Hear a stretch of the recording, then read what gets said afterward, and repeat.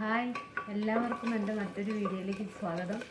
ഇപ്പോൾ എവിടെ നോക്കിയാലും കുഞ്ഞമ്മത്തി കഴിഞ്ഞ ദിവസം ഒരു മീഡിയയിൽ വാർത്ത കേൾക്കാനിടയായി. കുഞ്ഞമ്മത്തിക്ക് 30 രൂപ വില, കിലോ വിലയായിട്ടും ആർക്കും വേണ്ടാന്ന്, എല്ലാവരും വളത്തിന് വേണ്ടി ഉപയോഗിക്കുമെന്ന്.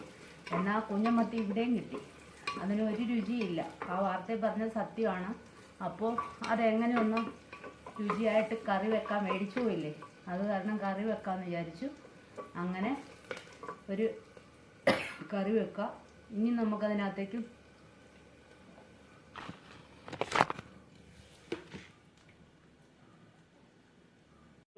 കുക്കർ അടപ്പേ വെച്ചു, എണ്ണ ഒഴിച്ചു. എണ്ണ ചൂടായി വരുമ്പോൾ നമുക്ക് കുറച്ച് കടുക് ഇട്ട് കൊടുക്കാം. ആയിട്ടുണ്ടാവും, പൊട്ടുന്നുണ്ട്. ഇനി നമുക്ക് ഇതിനകത്തേക്ക് കുറച്ച് സവോള, കാന്താരി, ഇഞ്ചി, പച്ചമുളക്, വെളുത്തുള്ളി, തക്കാളി. ആദ്യം നമുക്ക് ഇഞ്ചിയും വെളുത്തുള്ളിയും പച്ചമുളകും കൂടെ ഇട്ട് കൊടുക്കാം.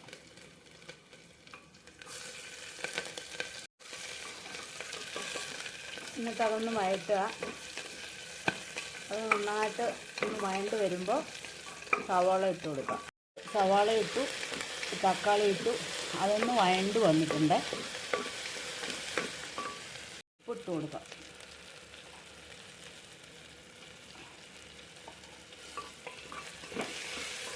ഇട്ട് നന്നായിട്ടൊന്ന് ഇളക്കാം.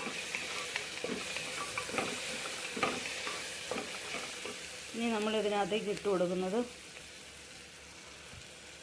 കാശ്മീരി മുളക് പൊടി, പിന്നെ കുറച്ച് ഉലുവാപ്പൊടി, പിന്നെ ഒരു 1/4 സ്പൂണ് കുരുമുളക് പൊടി, പിന്നെ നമ്മൾ ചതച്ച് വെച്ച മുളക് പൊടി. എന്നാലും നിങ്ങൾ വിചാരിക്കും ഭയങ്കര എരിവായിരിക്കത്തില്ലേന്ന്. ഇല്ല, എരിവാകത്തില്ല.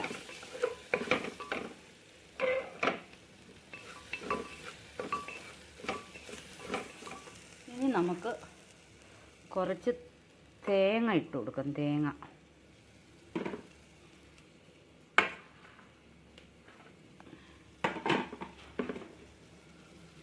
നന്നായിട്ടൊന്ന് ഇതൊന്ന് എന്താ പറയുക, ഒരു ഡ്രൈ ആയിട്ട് കിട്ടണം ഈ തേങ്ങ. അതിൻ്റെ ആ വെളുത്ത നിറമൊക്കെ ഒന്ന് മാറി ആ പരുവായി കിട്ടണം.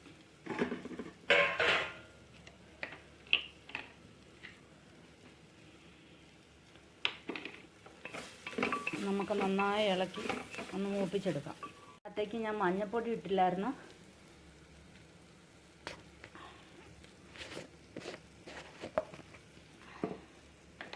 അപ്പോൾ കുറച്ച് മഞ്ഞൾപ്പൊടി, ഒരു 1/4 ടീസ്പൂൺ മഞ്ഞൾപ്പൊടി ഇട്ട് കൊടുക്കും.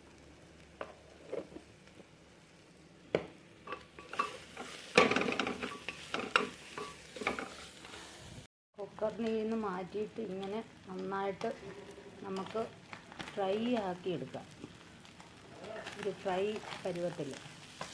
തോരനാണോ അതല്ല, മീൻ വറുത്തതാണോ അതല്ല, അങ്ങനെയുള്ളൊരു രീതിയിൽ നമ്മളിതിനകത്തിടുന്ന തേങ്ങ ഇങ്ങനെ മൂത്ത് കിട്ടണം.